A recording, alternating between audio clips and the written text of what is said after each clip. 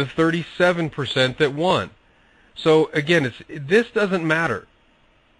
You know, who cares if you're 20%, 10% accurate, as long as you're making money. Remember, it's not the accuracy of a system that makes the money. It's the probabilities, and that's what we're talking about here.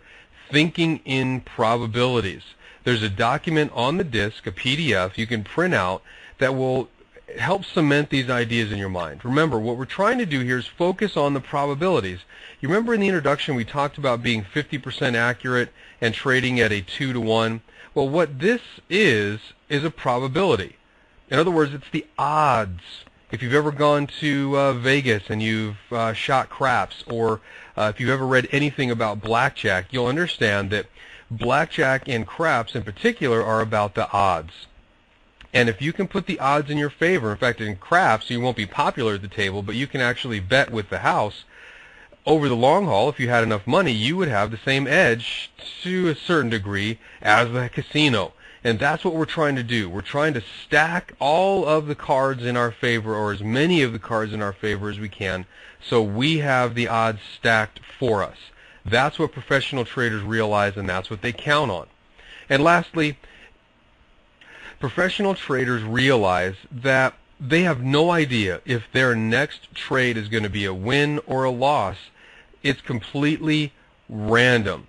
And it's just like a slot machine or a coin flip. And this is something that rookie traders simply don't take the time to understand. Now let me explain it to you just like a casino. In a casino, games like craps, games like blackjack, and slot machines, well, we'll use slot machines. Games like craps and blackjack are random. There's very little control unless the dealer is stacking the deck or they have loaded dice, that the game is not random. Now, what the casino realizes is that over a large number of games, let's say over 1,000 games, they have a 4.9% edge, which means that they're going to come out ahead on every 1,000 games 4.9%. So the question simply becomes, how many games can we play?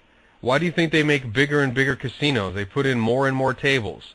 Although now they've realized that people don't just go there to gamble, they'll also take your money at the retail shops. They'll take that too.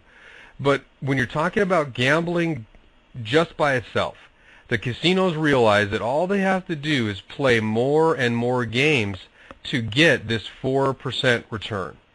Okay? But they also realize that each individual roll of the dice or each individual hand is completely and utterly random. And that doesn't bother them in the least. Just like a professional trader realizes that when they put their next trade on, they have no idea if it's going to work or it's not. That's not up to them.